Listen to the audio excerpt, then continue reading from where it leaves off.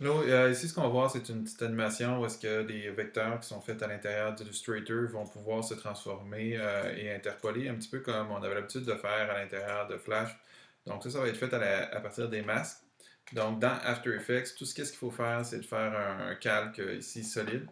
Je vais prendre un calque rouge ici dans une composition quelconque.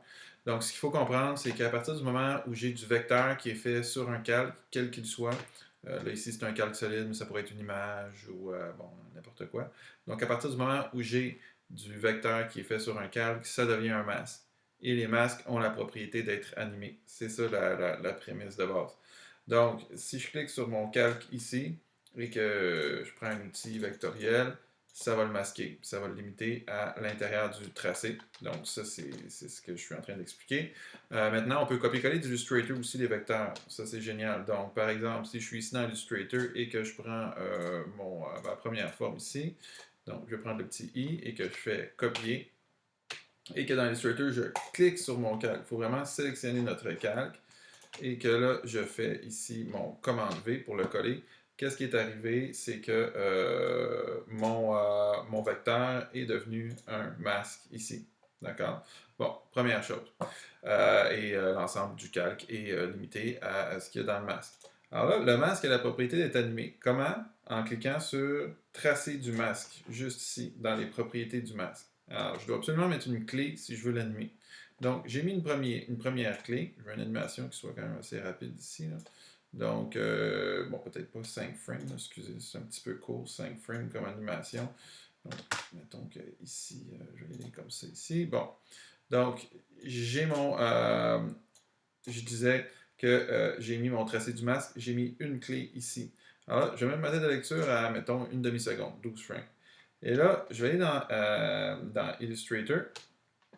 Et ce que je vais faire, c'est que je vais aller sélectionner mon autre objet, donc mon cœur.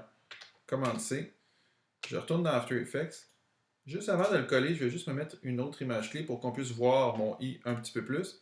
Et donc là, ce que je veux, c'est que dans cette période entre mon i et rien, que mon i se transforme en cœur. Donc tout ce que j'ai à faire, c'est de faire commande V. Automatiquement, les vecteurs vont être remplacés. Et voilà, ici. Donc, I, love, et là, donc, je vais faire que mon cœur reste un petit peu plus longtemps. Donc, je vais lui mettre une autre clé.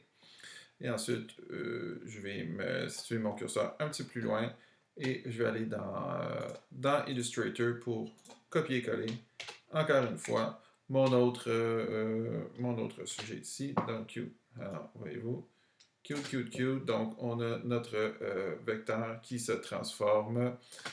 Et c'est ça. Il y a la possibilité aussi d'avoir dans la fenêtre ici, on a l'interpolation de masque. Alors ça, ce que ça fait, c'est que ça permet d'ajouter un petit peu plus de contrôle à cette animation-là.